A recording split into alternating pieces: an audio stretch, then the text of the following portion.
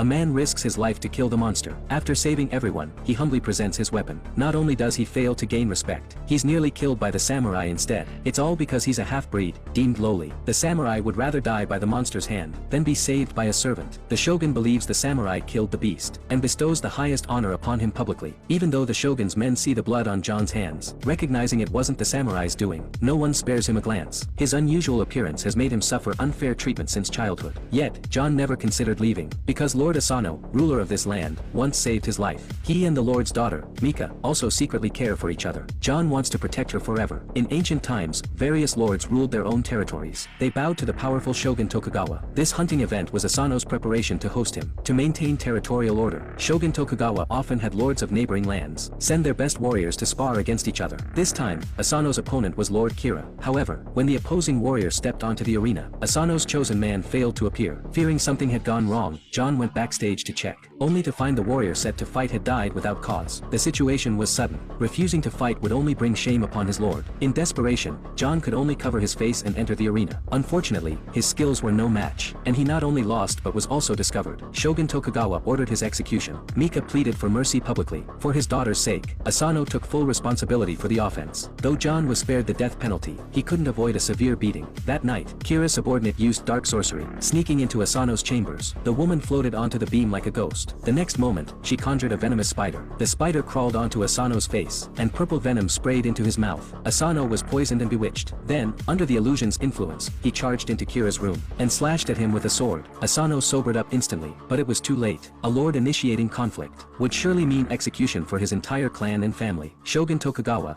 valuing their past bond, ordered him to commit seppuku to atone. All of Asano's samurai knew their lord had been framed by Kira, so they gathered, ready for revenge. But the samurai Oishi did not want to disobey their lord's final command, and thus submitted to Shogun Tokugawa. According to the rules, after Lord Asano's death, the shogun demoted all his samurai to ronin, and forbade them from seeking revenge. Asano's only daughter and his lands were both handed over to Kira. The territory he had coveted for years was finally his, but Kira did not let his guard down. He exiled all of Asano's former retainers. John, being different, was sold into slavery. The samurai Oishi was imprisoned by Kira in a dry well. Only a year later, when Kira's power had solidified, was Oishi finally released. Returning home, Oishi sent his son to gather the old comrades. While he personally rescued John, 47 ronin assembled. They decided to fight Kira to the death, to avenge their fallen lord, Asano. Now, they needed to find suitable weapons.